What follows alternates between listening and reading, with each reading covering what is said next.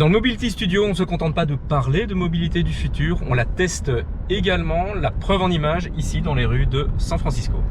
Si les Américains ne sont pas les inventeurs de la voiture, ils sont par contre les créateurs du concept du tout est la voiture. Que ce soit les autoroutes à 6 voies, aussi interminables que gratuites, les drive-in, les parkings et autres routes 66, les États-Unis se sont construits autour de l'utilisation de la voiture. Dans un pays continent où le véhicule le plus vendu est un Ford pick-up aussi large que haut, et engloutissant plus de 15 litres au 100 km d'un carburant, certes au prix incroyable d'à peine 1 euro, le litre, on pourrait penser que le temps s'est figé autour de ce concept « ma voiture, ma liberté ». Et pourtant, c'est également au pays de l'oncle Sam, et plus précisément en Californie, qu'un changement radical est en train d'apparaître. San Francisco cristallise bien cette révolution en cours. Car même si les cable cars font encore le bonheur des touristes, il est presque impossible de ne pas croiser ceci. Et ceux-ci, ce sont des Jaguar I-Pace, reconnaissables de loin par l'impressionnant arsenal technologique qui les surmonte et les entoure.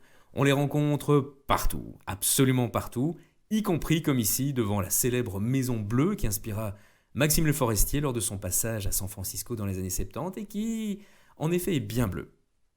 Ces Jaguars, pilotés et gérés par la société Waymo, sont parmi les premières voitures autonomes roulant sur la voie publique.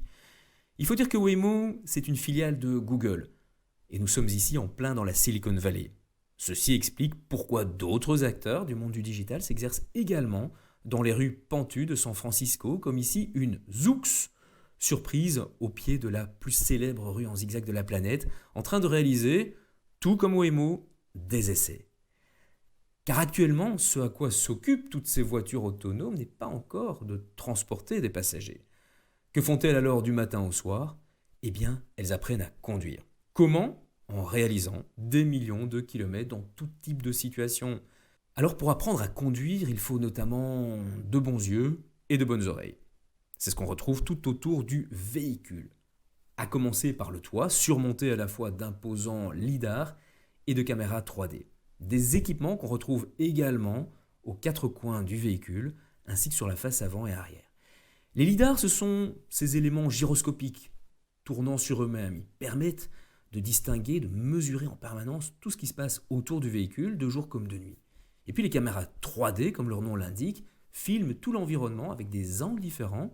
Enfin, quelques capteurs et radars complètent tout cet impressionnant attirail. Malgré tout cela, il reste encore un pilote à bord, du moins à San Francisco.